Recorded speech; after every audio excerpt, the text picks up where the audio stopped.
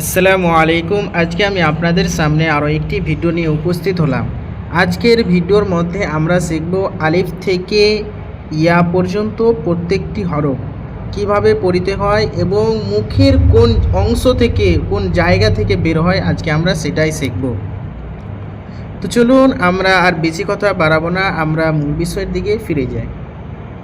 সর্বপ্রথমে আপনারা দেখেন আলিফ। আলিফ এই অক্ষরটিকে আমাদেরকে তাড়াতাড়ি পড়িতে হবে, মোটেই টান দিতে হবে না। যেমন হচ্ছে আলিফ, আলিফ, বা, বা। এই বা যে অক্ষরটি আছে, এই বা অক্ষরটিকে এক আলিফ পরিমাণ টান দিতে হবে। বা অক্ষরটিকে এক আলিফ পরিমাণ টান দিয়ে আমাদেরকে দুই হোঁটের উপরে হোঁট রেখে আমাদেরকে পড়িতে হবে বা, তা, তা। এই তা অক্ষরটিকেও আমাদেরকে এক আলিফ পরিমাণ টান দিতে হবে। তা, সা, সা। এই সা অক্ষরটিকেও আমাদেরকে এক আলিফ পরিমাণ টান দিয়ে এই সা অক্ষরটি মুখের যে অংশ থেকে বের হবে সেই অংশটি হচ্ছে সা, মানে হচ্ছে দুই দাঁতের মাঝামাঝি আমাদের জিহ্বাটা সামান্য পরিমাণ বের হয়ে থাকিবে, আর এই সা অক্ষরটি উচ্চারণ হবে সা। Gym, gym. জিম অক্ষরটিকেও আমাদেরকে 3 থেকে 4 আলিফ পরিমাণ জিম অক্ষরটিকে আমাদেরকে টান দিয়ে পড়িতে হবে জিম। আর জিম অক্ষরটি আমাদের একটু শক্তি দিয়ে আমাদেরকে পড়িতে হবে জিম। এরপরে দেখেন হা, হা। এটি হচ্ছে বড় হা। এই হাটিকে হালাক থেকে একদম বেশি পরিমাণ হাওয়া বের করে আমাদেরকে এক আলিফ পরিমাণ টান দিয়ে পড়িতে হবে হা, হা। খ, খ।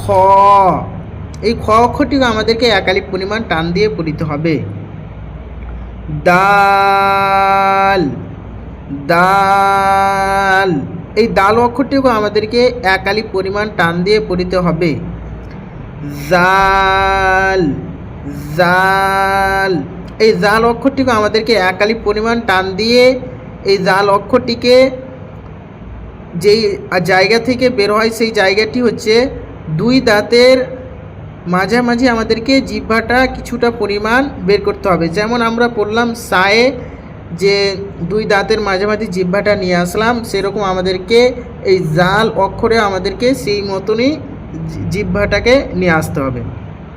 এরপরে দেখেন র, র। এই র অক্ষরটিকেও আমাদেরকে এক আলিফ পরিমাণ টান দিয়ে পড়িতে হবে জা, জা। এই জা অক্ষরটিকেও আমাদেরকে এক আলিফ পরিমাণ টান দিয়ে পড়িতে হবে সিন, সিন। এটি হচ্ছে ছোট সিন। এই ছোট সিনটিকেও আমাদেরকে 3 থেকে 4 আলিফ পরিমাণ টান দিয়ে পড়িতে হবে সিন, শিন, শিন। এটি হচ্ছে বড় শিন। এই বড় শিনটি আমাদের অনেকেরই মুখ থেকে বের করতে সমস্যা হয়, তাই আমি আপনাদেরকে বলে দিচ্ছি যে এই বড় শিনটি যে আছে, এই বড় শিনটিকে বের করতে হবে মুখের সেই অংশ থেকে, যে মুখটাকে আমাদেরকে গোল করতে হবে।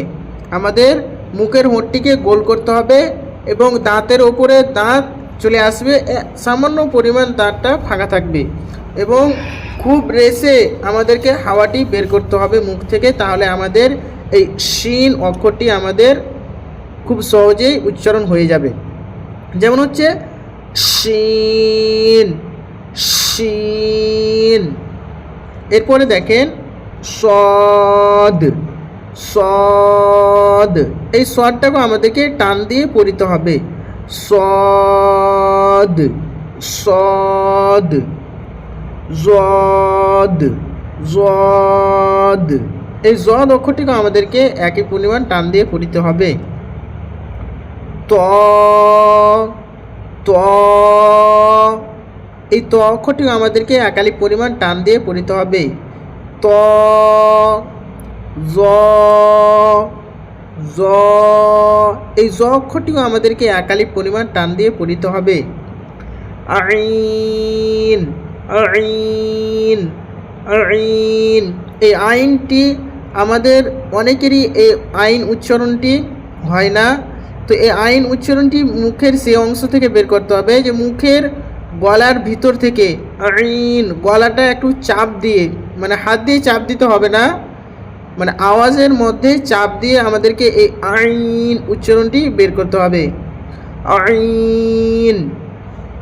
এরপরে হচ্ছে গইন, গইন, গইন, ফা, ফা, এই ফা অক্ষরটিও আমাদেরকে একালি পরিমাণ টান দিতে হবে।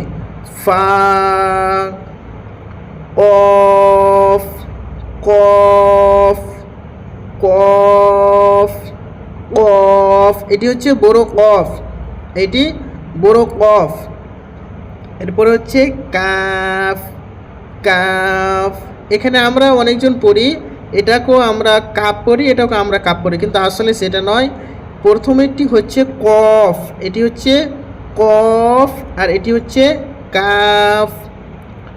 লাম, লাম, এই লাম অক্ষরটিকেও আমাদেরকে একালি পরিমাণ টান দিয়ে পড়িতে হবে। মিম, মিম, মিম, নুন, নুন, এই নুন অক্ষরটিকে আমাদেরকে একালি পরিমাণ টান দিয়ে পড়িতে হবে। নুন। ওয়াও, ওয়াও, ওয়াও, এই ওয়াও অক্ষরটিকে আমাদেরকে একালি পরিমাণ টান দিয়ে পড়িতে হবে। ওয়াও। হা, হা, হা, এটি হচ্ছে হা, ছোট হা, এটি সামান্য পরিমাণ আমাদেরকে বের করতে হবে।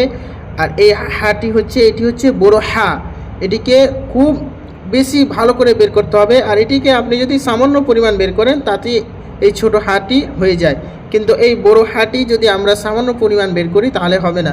যেমন উদাহরণস্বরূপ আমি আপনাদেরকে বলছি যে যেমন সূরা ফাতিহাতে আমরা পড়ি আলহামদুলিল্লাহি রাব্বিল আলামিন, তো আমরা যে প্রথমে আলহামদু, তো এইখানে বড় হা দেওয়া হয়েছে, মানে হচ্ছে এইখানে বড় হা দেওয়ার কারণে এই জায়গায় হচ্ছে এই মানে হচ্ছে যে সমস্ত প্রশংসা আল্লাহর জন্য। আর এইখানে যদি আমরা ছোট হা পড়ি, সামান্য পরিমাণ হাটাকে বের করি, তাহলে ছোট হা হয়ে যাচ্ছে, আর আমাদের এখানে অনেকটাই মিস্টেক হয়ে যাচ্ছে। যেমন হচ্ছে ছোট হা দিয়ে আমরা যদি পড়ি তাহলে সেইখানে হচ্ছে আলহামদু, মানে হচ্ছে সমস্ত নিকৃষ্ট, মানে আমরা আল্লাহ তাআলার প্রশংসা করতে গিয়ে আমরা আল্লাহ তাআলার নিকৃষ্ট বয়ান করছি, এরকম হয়ে যাচ্ছে। তাই আমাদেরকে লক্ষ্য রাখতে হবে যে বড় হা কীভাবে বের করতে হয় আর ছোট হা কীভাবে বের করতে হয়। যদি কোনো সমস্যা হয় তাহলে কমেন্টে লিখে জানাবেন, আমি সেই ব্যাপারে আপনাকে ভিডিও দিয়ে দেবো। এরপরে দেখেন হামজা, হামজা, হামজা, ইয়া, ইয়া, ইয়াটি হচ্ছে একালি পরিমাণ আমাদেরকে এটাতেও টান দিতে হবে। ইয়া, ইয়া, ইয়া। তো আশা করছি যে আপনারা আলিফ থেকে ইয়া পর্যন্ত খুব সহজে বুঝতে পেরেছেন। যদি এখানের মধ্যে যদি কোনো সমস্যা থাকে তাহলে অবশ্যই আপনারা কমেন্টে জানাবেন, আমি সেই ব্যাপারে খুব দ্রুতই ভিডিও আনার চেষ্টা করব। তো আজকে আমি এখান থেকেই আমার ভিডিও শেষ করছি, ইনশাল্লাহ আগের ভিডিওতে আবার দেখা হবে। আসসালামু আলাইকুম।